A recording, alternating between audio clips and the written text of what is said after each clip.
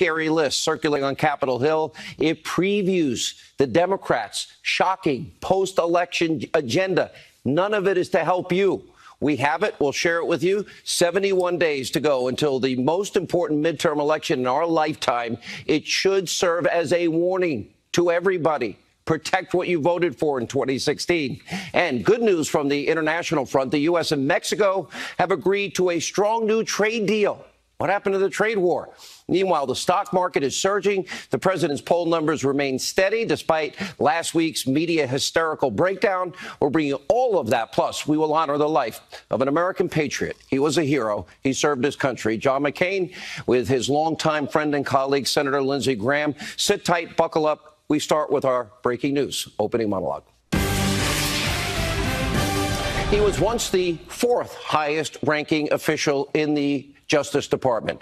An Associate Deputy Attorney General, Bruce Orr, cultivated a close relationship with former Clinton paid-for foreign spy, dirty dossier author, he doesn't even believe the dossier himself, Christopher Steele. And allegedly, without the permission or knowledge of then-boss, Deputy AG Rod Rosenstein, Orr and Steele maintained a close relationship and contacts both before, during, and after the 2016 election.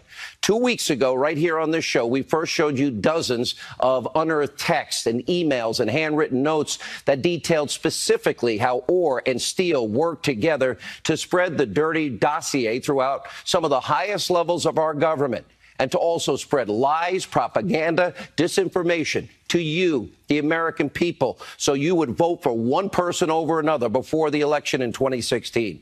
This contact between Steele and Orr continued even after the FBI cut all official ties with Christopher Steele because he was leaking to the press information he knew was not true.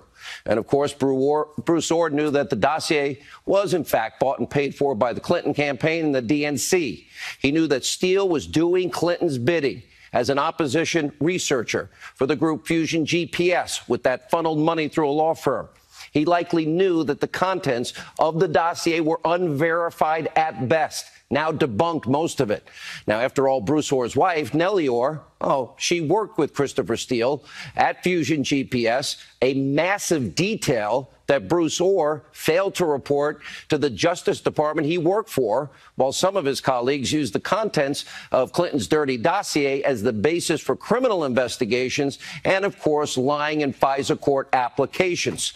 Now, the Orr-Steele relationship was so seedy that in 2017, Christopher Steele expressed his concern over James Comey's upcoming testimony, writing to Bruce Orr, "Hi, just wondering if you had any news. Obviously, we're a bit apprehensive given scheduled appearance at Congress on Monday," that would be Comey's, "hoping that important firewalls, plural, will hold. Thanks. Many thanks." Now, meanwhile, according to Bruce Orr's handwritten memos, Christopher Steele was, quote, very concerned about the Comey hearing and afraid they will be exposed. And other communications show Steele's efforts to reach the special counsel investigation, including Robert Mueller. In November 2017, Orr wrote to Steele, quote, "I have passed on the questions, apparently to the special counsel Mueller, but haven't gotten an answer yet." So Orr was actually feeding Steele's Russian lies to Bob Mueller and his Democratic donor witch hunters. And Steele later wrote back, quote, "I'm presuming you've heard nothing back from your SC special counsel colleagues on the issues you have kindly put forward in front of me." To say this is a disappointment is an understatement. So tomorrow's a big day. You, the American people, finally deserve answers. And during this hearing before Congress, Orr will appear before the House Judiciary and House Government Reform and Oversight Committees. It is important we get answers. These are just a few of the questions. What did Steele mean when he said, quote, "hoping important firewalls will hold"? What are those firewalls? Why was Steele worried about, quote, being exposed? Who in the DOJ knew that Steele was feeding information to Orr? Was Bruce Orr really working on the Russia probe without the Deputy Attorney General, Rod Rosenstein's permission or knowledge? Remember, Rosenstein signed off on the fourth FISA warrant. We knew by then the bulk of information was the phony Clinton bought and paid for dossier. Who in the special counsel investigation did Orr pass along Steele's issues to? And this is important. Did any FISA applications contain information from Orr's work with Christopher Steele? Was he working hand in hand with his wife, our employer, Fusion GPS? And what role did Nellie Orr play in this phony Russian dossier? Now, these questions are just the tip of the iceberg. New article in The Federalist outlines several important topics that also must be addressed. I know this has nothing to do with taxi medallions or bank loans or tax returns, but we'll update you on this real case of collusion tomorrow after the hearing. Now, also tonight, we have another breaking report that exposes potential corruption, again at the highest levels of your government. According to Sarah Carter, this is an interesting story. A defense analyst named Adam Lovinger was targeted and stripped, his security clearance gone. Why? Because he exposed what is a bizarre and strange $1 million contract between the Department of Defense and Stefan Halper. Now, who's Stefan Halper? You might remember Halper. He was the guy that the FBI used as the undercover, important, otherwise known as spy against the Trump campaign in the lead up to the 2016 election. It gets deeper. And according to Sarah Carter, and she'll join us in a minute, Lovinger raised concerns over Halper's diplomatic meetings with foreigners. And by the way, including Russians, something not allowed in his role as a contractor. We did reach out to Halper, the Department of Defense tonight. They haven't responded. Shocking. Now, we'll talk to Sarah Carter and Lovinger's attorney, Sean Bigley. They'll join us with more on this developing story. But first, we are currently tracking another huge developing story that could spell very bad news for Robert Mueller tonight. A federal court case stemming from a decades-old murder. They're actually set to decide whether or not information from grand jury investigations can actually be released to the public. Now, if the court finds that such information cannot be made public, that would mean Robert Mueller could be muzzled and prevented from releasing a report at the conclusion of his witch hunt when he writes a stupid report. Usually grand jury information is kept secret. And remember, only prosecutors get to make the case to a grand jury. In other words, there's no defense case before a grand jury. In America, you can't indict a ham sandwich. We're going to keep you posted on this case as arguments are set to begin next month. And meanwhile, we have yet another setback for anyone breathlessly hoping and praying for Mueller to find the Trump-Russia collusion that we've not heard to this point. The attorney for Michael Cohen, our old friend Lanny Davis, well, he's now backpedaling on his claim that Donald Trump knew about the now infamous 2016 Trump Tower meeting. This is a big deal. And Davis is now saying that he should have been clear. And now he cannot confirm that information that he had once confirmed. And CNN fake news reported. This raises another important question. Is Michael Cohen really being served well in this case by his attorney, lifelong Clinton ally, politically motivated against the president? Remember, it was Lanny Davis who said his client would never accept a pardon from President Trump. Okay, he'd rather serve 5 years in prison? That really was a bad thing for any attorney to say. We'll have more on that in a moment. But first, we're going to turn to the midterm election. 71 days from tonight. You'll be tuned in. You'll be watching election results. You will decide. The power is in your hands, the future of this country. For months, we have been warning you about the Democratic post-election agenda. If they take back the House, they're coming for, they call it crumbs, the tax cut, but they still want the crumbs back. They said they will rescind President Trump's tax cuts.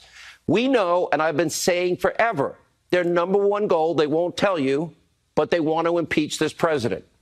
How does Obamacare work out for you? Did you get to keep your doctor plan and pay less? They want to keep Obamacare. They want to block Kavanaugh from the U.S. Supreme Court. They want open borders. They want to abolish ICE. They want to kill off the deep state investigations and abuse of power that we have been exposing every night on this show.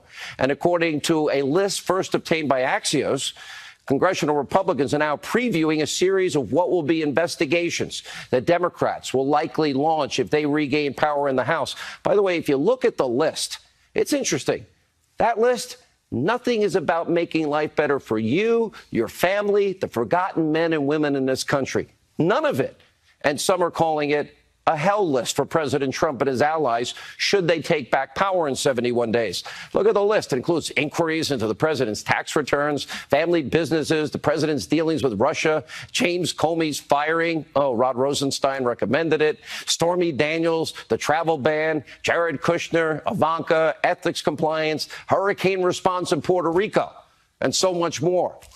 Look, keep that list rolling. Let this be a clear warning. If you don't vote in 71 days, if you don't understand what's at stake, and Republicans lose the House, I'm telling you right now, this is not my first rodeo. We were on this show, this network, when we launched in October 1996. I promise you, this will all happen. The Trump agenda will be stalled. Anti-Trump investigations will feed into the media frenzy that we now see ratcheting up every day.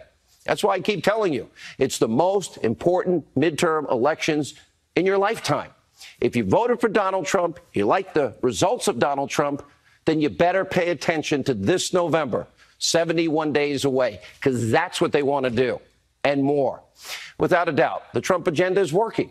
Just today, the president announced a strong new trade deal with Mexico. This is a win for this country. Take a look. We just signed a trade agreement with Mexico, and it's a terrific agreement for everybody. It's been in the works for a long time. It's an agreement that a lot of people said couldn't be done, and we did something that was very special. Great for our farmers, our workers, and our stock market just broke 26,000 for the first time ever in the history. So today we have the highest stock price we've ever had. And we're very happy about that. I said that was going to happen, and it's happened. Everything I said is going to happen. It ends up happening. And guess what? Following that announcement, the NASDAQ jumped to a record high as our already surging economy continues to strengthen. Good day on the Dow as well. Record low unemployment rates across the board. Let's see, 14 states, record low unemployment for Hispanic Americans, African Americans, Asian Americans, women in the workforce. Youth unemployment is now at a, 40-year low. Consumer confidence at an all-time high. More jobs than we have people on unemployment available. A key reason why the president's approval rating, in spite of all of these vicious, vile, day-by-day, predictable media attacks, remains steady and strong, and subsequent impeachment obsession even after Michael Cohen and Paul Manafort last week.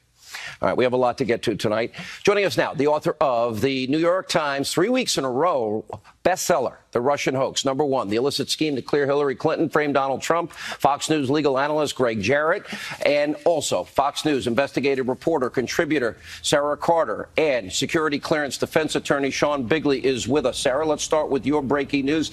It gets complicated, but at the heart of it, this is a really big case because Mr. Adam Lovinger, represented by Sean, who's with us, he basically was able to expose, and now you have seen the documents that say... Well, he was basically able to expose Stephen Halper's. And remember, Stephen Halper was a professor emeritus at Cambridge who was the central player in the FBI's Crossfire hurricane investigation into President Donald Trump. And he was the man that the Washington Post and the New York Times, when they published their stories on Crossfire hurricane, he was the person that they didn't want to out, the name that nobody wanted to reveal out of fear, based on intelligence community warnings, Sean, that people could either be killed or that his life would be in danger if his name goes public. Well, eventually his name did go public, and that was Stephen Halper. And what we discovered was that he was actually involved in every aspect of the FBI's investigation. Slow down from right Carter. there. I want you to explain why Halper is important. This is very... So we did have the case of the FISA warrants, but then we have the issue of spies in the Trump campaign. And yes, Stephen Halper, explain. Yes, and Stephen Halper was prior to them taking on and asking the Foreign Intelligence Surveillance Court for that FISA warrant on Carter Page. He actually became acquainted with Page in July of 2016. He approached him. Page was invited to one of his Cambridge intelligence seminars, and that's where Page befriended Halper. And Halper and him became very close. And in fact, Halper was continuously asking Carter Page questions, asking him about his thoughts on Russia, asking him about this and that. that. And then later on in September 2000. Did the spy in the Trump campaign have connections to Russia? Well, this is what's even more interesting. Stefan Halper has direct ties to Russian intelligence because at his Cambridge intelligence seminars, twice he invited the former head of Russian intelligence. He invited the Russians to the seminars. He's a spy in the Trump campaign. Absolutely. And then Sean's client, Adam Lovinger, finds this information. Well, accidentally stumbled on it. He was doing his job at the Pentagon. He was at net assessment. He was going through contracts, and he realized, hey, here's this professor who's basically getting over $1 million in contracts to write reports. I don't understand what's going on here. $2,000 a page, your report said. That's absolutely true. It's a lot of money. Good work if you can get it. Yeah, and nobody gets that money, Sean. That's almost impossible. I mean, this is something that was. Stefan Halper is now then also, he has all his Russian contacts. He's getting paid $2,000 a page. He's working with the former CIA director of Obama, Hayden, correct? Oh, yeah. We don't know that for sure. What we do know is that he was working with the Pentagon. There were direct links with high-level officials at the Pentagon, and that he was going overseas. He was making a lot of money, and he was conducting what appears to be diplomatic relations, which is forbidden under federal law when you're a contractor at the Pentagon. This isn't something that's part of your normal work routine. But let me bring up something really quick before you go to Sean. He is also directly connected, of course, to George Papadopoulos, and reached out to George Papadopoulos in September 2016, where he asked him, would you write a report for me? I'll pay you $3,000. Come to London. Let's talk. And then even more interestingly enough. That sounds like poor Papadopoulos was set up.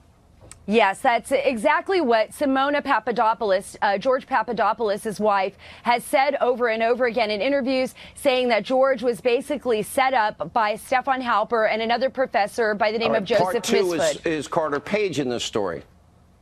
Yes. And so Carter Page, who develops a very close relationship with Stefan Halper, continues to email him. And according to the sources that we've spoken with and according to the reports written in the Washington Post and the New York Times, Stefan Halper was reporting back to the FBI information. But really quick, he also goes back to Lieutenant General Michael Flynn. And I don't want people to forget about this. In 2014, when Flynn was at one of these seminars and attended a dinner one night, it was Stefan Halper who not only invited Flynn, but also invited a Russian woman, but Lakova, and I hope I'm saying her name correctly. And it was Stefan Halper who allegedly spread the rumor, the disinformation campaign, that apparently Flynn had some kind of bizarre contact with her during that dinner. Let me bring in Sean. Your client, Adam Lovinger, stumbles across this information. And by the way, Sarah, I know you've seen it. Sean, I know you've seen it. And that Stefan Halper is the nexus that drags in Papadopoulos, Carter Page, and General Flynn. And he's a spy, and literally a spy within the Trump campaign? Sean, this is unbelievable. It's an absolute bombshell. And I will tell you this, what we have essentially learned is that Stefan Halper invited the Trump campaign officials into the lion's den. This was not a set of organic meetings. This was not Halper reporting things that he's witnessed that he thought were concerning, as he has put out there in the media. Documentary evidence. We have an absolute ironclad document trail that shows that Halper invited the Russians, Halper foisted the Russians on the Trump officials at these meetings and at these seminars. So the spy that's looking for Russians is the one bringing the Russians into the campaign and surrounding all the people that have now gotten in legal trouble with Russians, the guy that the government put there. Is that a fair statement? This is a classic. Absolutely, Sean. This is a classic espionage tactic. You accuse the other side of doing what you are, in fact, doing, and that is the entire genesis of the Mueller investigation. Has anybody like Jeff Sessions or anybody asked for this material?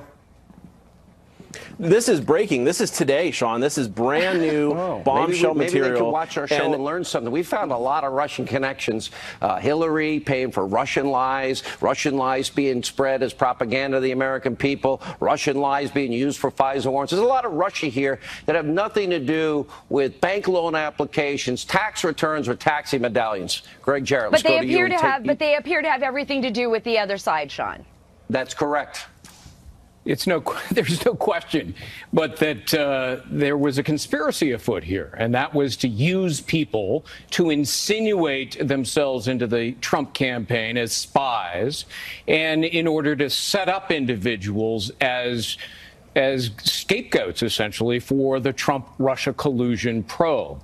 You know, and the FBI is all in on this. They're paying for this. Is this the insurance policy? Oh, sure. Is this where the firewall's holding? We don't want to be exposed. Right. Does that all come together? Papadopoulos bar talk was never the precipitous moment for triggering the campaign, the election. It was the dossier, and the dossier was fabricated by a British spy being paid for by Hillary Clinton and the Democrats. Where is Jeff Sessions and Rod Rosenstein investigating that, which is clearly illegal? And these, Sean Bigley, these documents will prove as such, correct? Absolutely. Let me tell you briefly what they show. Number one, Stefan Halper co-led his series of seminars with a noted Putin apologist who spent a decade at the State Academy in Russia. Number two, Stefan Halper co-taught these seminars at Cambridge University with the former head of Russian intelligence. And number three, and perhaps most damning, Stefan Halper accepted funds from a front company for the Russian intelligence service, or what MI6 believes to be a front company for the Russian intelligence service. And he was the spy that was used to try and fight. Everything is boomeranged. I said this year's the year of the boomerang. I hope your client, this is going to be interesting. Let's see if Robert Mueller pays a little attention to something Russia. You know, maybe instead of bot companies and people he's never going to get in a courtroom, maybe he could pay attention now. If he cares about truth and real Russia collusion. All right, we'll follow the story. Thank you all for being with us. Congrats on the book, Greg. Sarah, great report. SarahACarter.com, Hannity.com if you want to read the whole report. By the way, it's long, but it's worth the read. When we come back, demoted DOJ official Bruce Ohr is going to go face-to-face with lawmakers tomorrow behind closed doors. Catherine Herridge has a full report from Washington. And Alan Dershowitz, Andy McCarthy, as we continue straight ahead.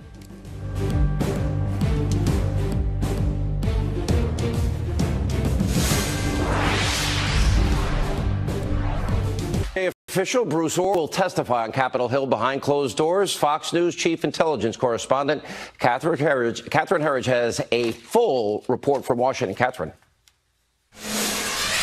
Sean, Tuesday's interview behind closed doors will focus on Ohr's decision to share information with the FBI from the former British spy Christopher Steele, after Steele was fired by the Bureau as a source. Investigators tell Fox News they also question whether the FBI knew about Steele's hatred of candidate Trump, as well as his briefings to the media about the Trump dossier. And if that's true, why the Bureau still used Steele's unverified research to secure a surveillance warrant on a Trump campaign aide. Russia was not part of Ohr's official Justice Department job. Investigators are also drilling down on Ohr and Steele's relationship with Glenn Simpson, whose firm Fusion GPS was paid by the DNC and Clinton campaign. Simpson employed Ohr's wife. Today, a House Republican explained their strategy and leveled serious allegations. Well, we want him to confirm what we already know from hard evidence, that he and his wife were part of a conspiracy to, in fact, create this narrative of involvement and wrongdoing by the president relative to the Russians. But we have a lot of evidence. Now the question is, can we get him to confirm the evidence, or will he deny the truth right before us in writing? 2017 text messages obtained by Fox suggest Steele also asked Ohr to be his go-between with the special counsel Robert Mueller's team. A spokesman for Mueller declined to comment, and the DOJ had nothing to add, Sean. All right, Catherine, thank you. And joining us now with reaction, author of another bestseller, The Case Against Impeaching Donald Trump, Harvard Law School professor Alan Dershowitz, and Fox News contributor Andy McCarthy. You know, I watched you out there, Professor and Andy. I watched you both last week, and it was great hysteria as the Manafort verdict came in and Michael Cohen's plea deal came in, and great speculation. Lanny Davis has backed off a lot of his comments, which is pretty fascinating. And Professor Dershowitz, you kept saying, this isn't even jaywalking as it relates to the president. Can you explain to America's dumb pundit lawyer class why you're right and they're so wrong? Well, first, I completely understand why people are so anxious to try to find crimes against Trump, but you just can't make it up. You have to look at the rule of law. And if you look at the statute says that a candidate can contribute any amount of money he wants to his own campaign. And President Trump has said the money came from him personally. Also, there's an obligation to report, but the reporting obligation is on the treasurer of the campaign, not the candidate himself. So unless new evidence develops, I see no indication of any criminal violation of any of the campaign finance statutes.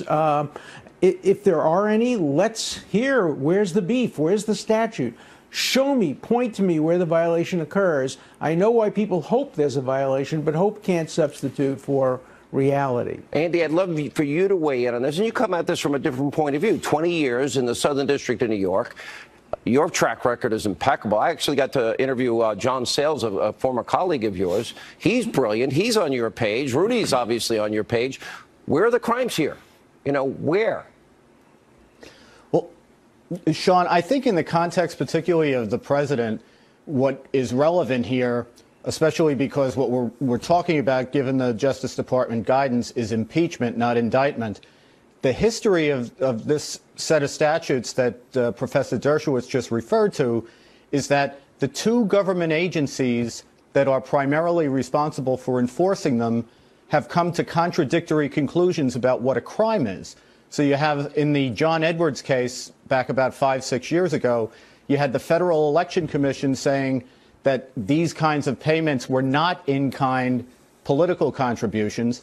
And then the Justice Department turns around and indicts him on 6 felony counts, a case that the judge lets it go to the jury, but it ends in disaster for the Justice Department. 1 acquitted count and 5 hung jury counts. And my only point is, if the two agencies of government that are primarily responsible for enforcement can't even agree on what a crime is, how can you conceivably have a high crime? I don't look. I've known Lanny for a lot of years. I like Lanny. I know Lanny loves the Clintons. He and I agree to disagree, but he said things that he had to back off of, you know, that were really important. My client says that the president knew about the infamous meeting at Trump Tower. The words in the plea agreement, Professor Dershowitz. You just have to show me where the crime is. And I agree with my distinguished colleague that if you get two different agencies of the government disagreeing, you can't have criminal action. You know, Thomas Jefferson once said a criminal statute must be so clear that the average person can understand it while running. I can't even understand these statutes while sitting. How can you make them a basis for a criminal charge or an impeachable offense? Last word, Andy. Yeah, Sean, I would just add to that, Sean, that what I'm disappointed about is the government and the Southern District of New York in particular usually goes out of its way to avoid naming an accused person until they're actually ready to put their money where their mouth is and formally accuse them under circumstances where they have all the due process protections that pertain to that. To go out of your way to name someone under these circumstances, it's just something I don't understand why they'd want to go out of bounds like that. You know, I complained when they did that to Richard Nixon years and years ago. You don't name people as unindicted co-conspirators and give them no opportunity to respond in the court of law. They never claimed Michael Cohen was part of a conspiracy. No. They didn't claim that. No, because it'd be very hard to find a conspiracy here. It would be a conspiracy not to register. That doesn't seem like much of a conspiracy. It's a real stretch. All right, good to see you both. Thank you. When we come back, the great one, Mark Levin, weighs in on this and more. Straight ahead.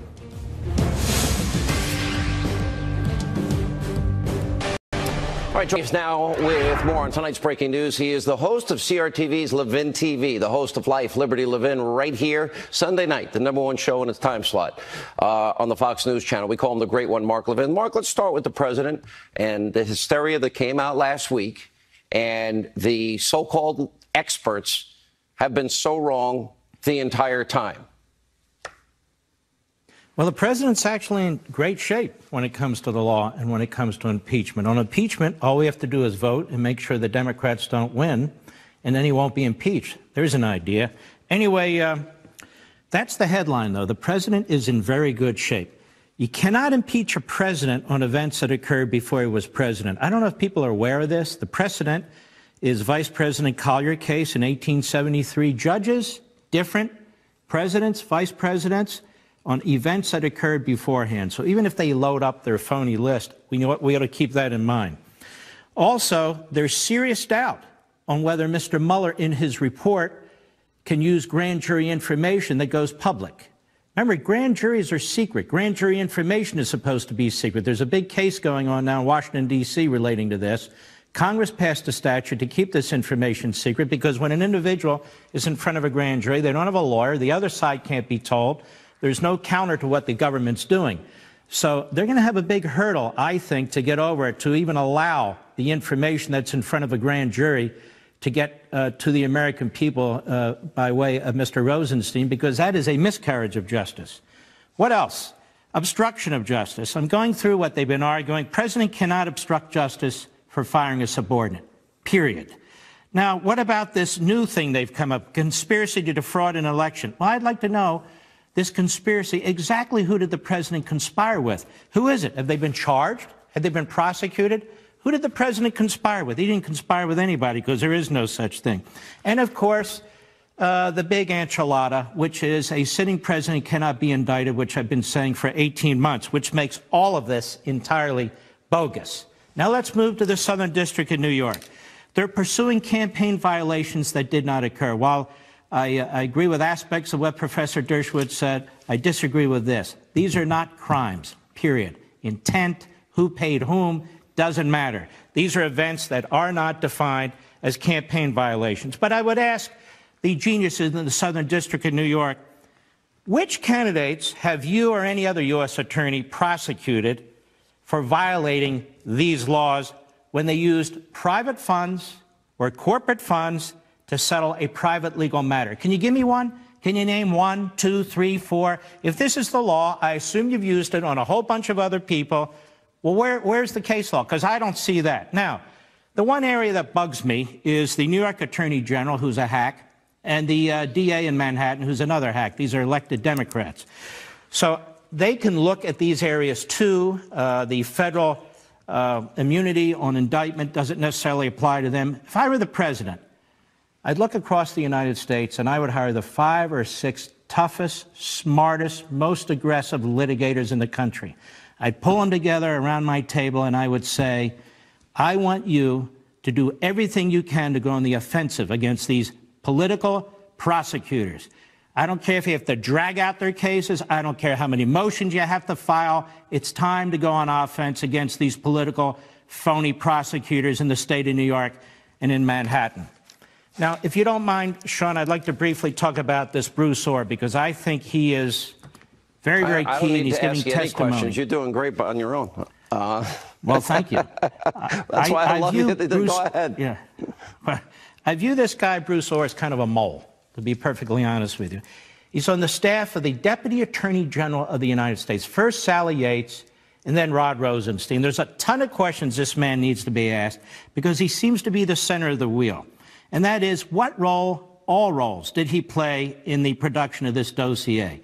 His relationship with Fusion GPS, where his wife worked, his relationship with Christopher Steele, the full extent of it is what we need to know.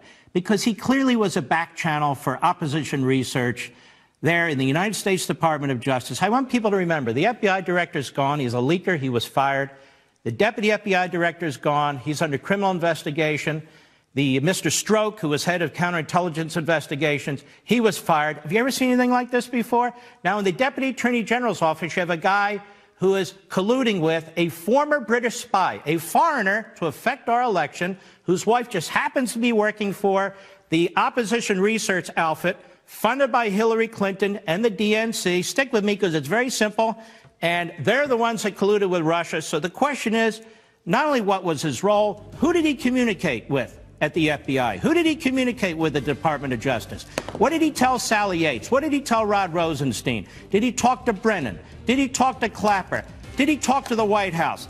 Every single person he talked to. What media outlets did he potentially speak to? We need to know that, too. This is all very, very important. And any members of Congress did he talk to? Did he talk to Reid? Did he talk to Adam Schiff? Did he talk to any of these people? And who provided what information to whom on this dossier? Was he behind the scenes prodding along to make sure the application was written the way they wanted it to write to go to the vice court? What we're also going to be watching tomorrow is the Democrat Party. The Democrat Party is the obstruction party. Almost anarchists. They do not care if the Department of Justice was lawless. They do not care that the senior level of the FBI wiped itself out. They've been defending them. They've been special pleaders for lawlessness. That's the question. All right, great one. Mark Levin, thank you. Mark Show, Life, Liberty, Levin, Sunday night, #1 in cable, right here, 10 p.m. on the Fox News Channel. When we come back, we'll check in with Lindsey Graham, one of John McCain's best friends. Straight ahead.